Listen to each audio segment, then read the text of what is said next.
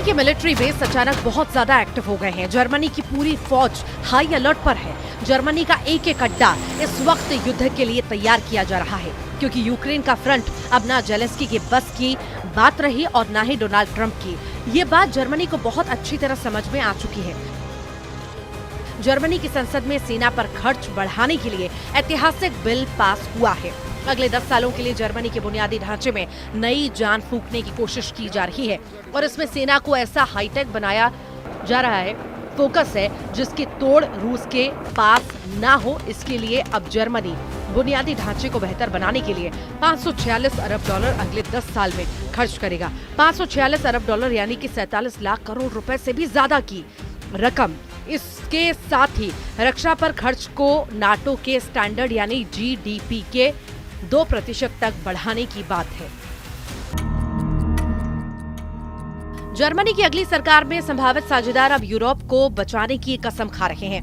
वो डिफेंस पर होने वाले खर्च बढ़ाना चाहते हैं। इसके लिए नियमों में ढील देना चाहते हैं। जर्मनी के नए चांसलर बनने जा रहे फ्रेडरिक मर्ज और मौजूदा चांसलर ओलाफ शॉल्ज की पार्टी जर्मनी को यूरोप में एक नया दर्जा देना चाहते हैं, जो रूस को बड़ी टक्कर के तौर पर देखा जा रहा है।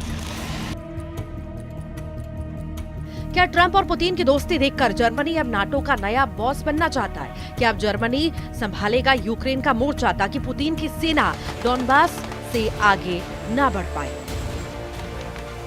उधर जर्मनी के चांसलर ओलाफ शॉल्ज ने कहा है कि यूक्रेन में युद्ध का पूरे यूरोप की सुरक्षा पर असर पड़ा है। यही वजह है कि हम अपनी रक्षा क्षमताओं में तेजी से और लगातार सुधार करना चाहते हैं। यूरोपीय संघ के सभी सदस्य देशों को रक्षा क्षेत्रों में खुद की ओर मजबूत बनाना चाहिए। पुतिन और ट्रंप की फोन पर बातचीत क्या हुई? पूरे नेटो पर एक नया खौफ मंडराने लगा। यूक्रेन युद्ध को लेकर पुतिन की हर शर्त ट्रंप को मंजूर है और ट्रंप की इस दरियादिली ने पूरे यूरोप की दहशत से भी भर दिया है। पुतिन और ट्रंप की फोन पर बातचीत क्या हुई? पूरे नेटो पर एक नया खौफ मंडराने लगा है। यूक्रेन युद्ध को लेकर पुतिन हर शर्त ट्रंप को मंजूर है और ट्रंप की इस दरियादिली ने अब पूरे यूरोप को दहशत में डाल दिया है। दहशत यानी डर, वहशत यानी पुतिन का गुस्सा, वहशत यानी नाटो के सबसे बड़े देश अमेरिका का रूस के सामने सरेंडर। सवाल है कि क्या पूरे यूरोप को लग रहा है कि ट्रंप ने पुतिन की युद्ध विराम वाली शर्तों को मानकर एक तरह से यूक्रेन के साथ पूरे यूरोप को संकट में डाल दिया है? क्या अमेरिका ने नाटो को बहुत बड़ा धोखा दिया और इस धोखे का सबसे बड़ा खामियाजा अब यूक्रेन नहीं बल्कि यूरोप उठाएगा?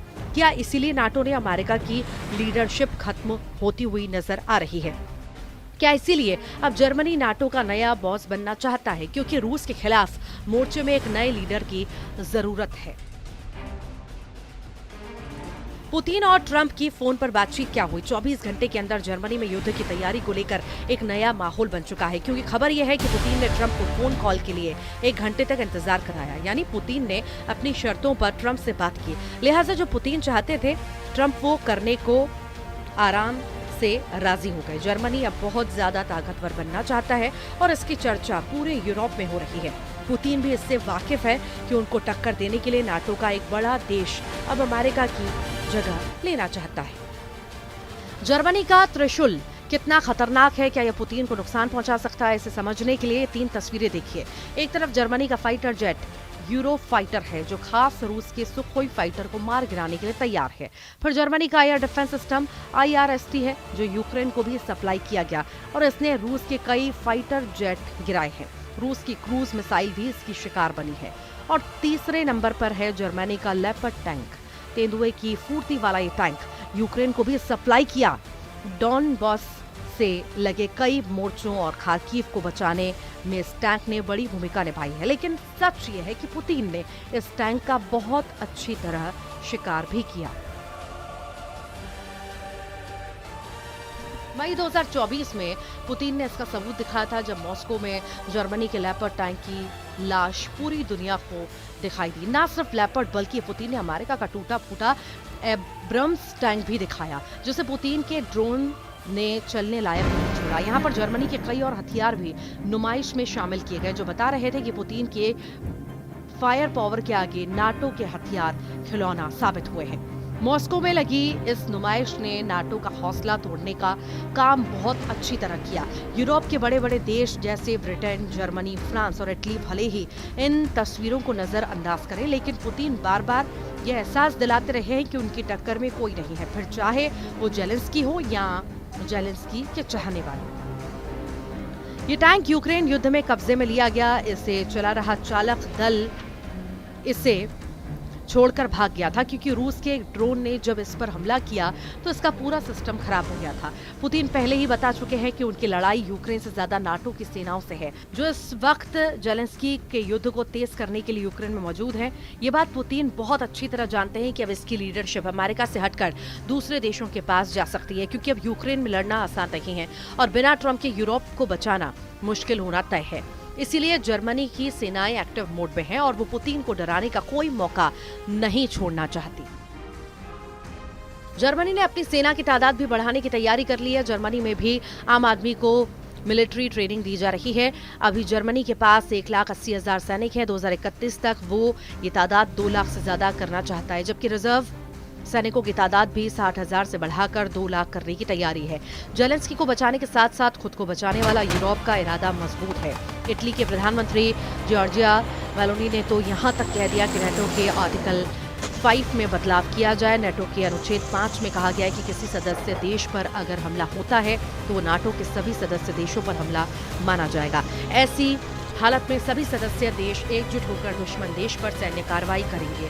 मेलोनी चाहती है कि इस आर्टिकल में संशोधन करके यूक्रेन को भी शामिल कर लेना चाहिए। उधर इटली की पीएम जॉर्जिया मेलोनी ने कहा है कि ये काफी असरदार होगा। ये नाटो में शामिल होने से अलग है, लेकिन इसका मतलब है कि यूक्रेन को नाटो देशों के समान सुरक्षा मिलना। मुझे लगता है कि ये स्थिर, स्थायी और प्रभावी सुरक्षा की गारंटी होगी। ये निश्चित रूप से उन प्रस्तावों में से एक है जिसे हमने टेबल पर रखा है। जॉर्जिया मेलोनी की बात से जेलेंस्की जोश जो है जेलेंस्की में बढ़ेगा, इसमें कोई शक नहीं। पुतिन के खिलाफ जेलेंस्की के युद्ध को मेलोनी और ताकत देना चाहती है। मेलोनी से लेकर मैक्रो तक बता रहे हैं कि यूक्रेन को कैसे बचाया जाएगा और इसी ट्रैक पर चलते हुए रूस को कैसे यूरोप से भी दूर रखा जाएगा।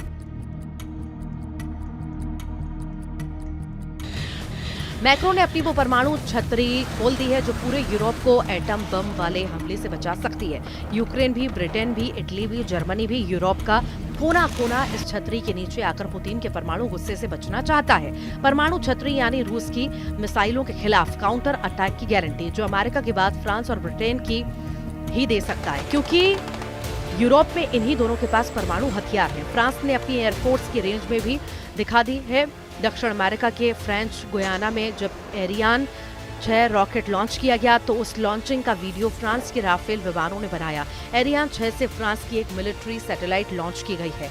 फ्रांस से 7,000 किलोमीटर दूर इस जगह मैक्रो ने अपने राफेल विमानों की ताकत दिखाई है।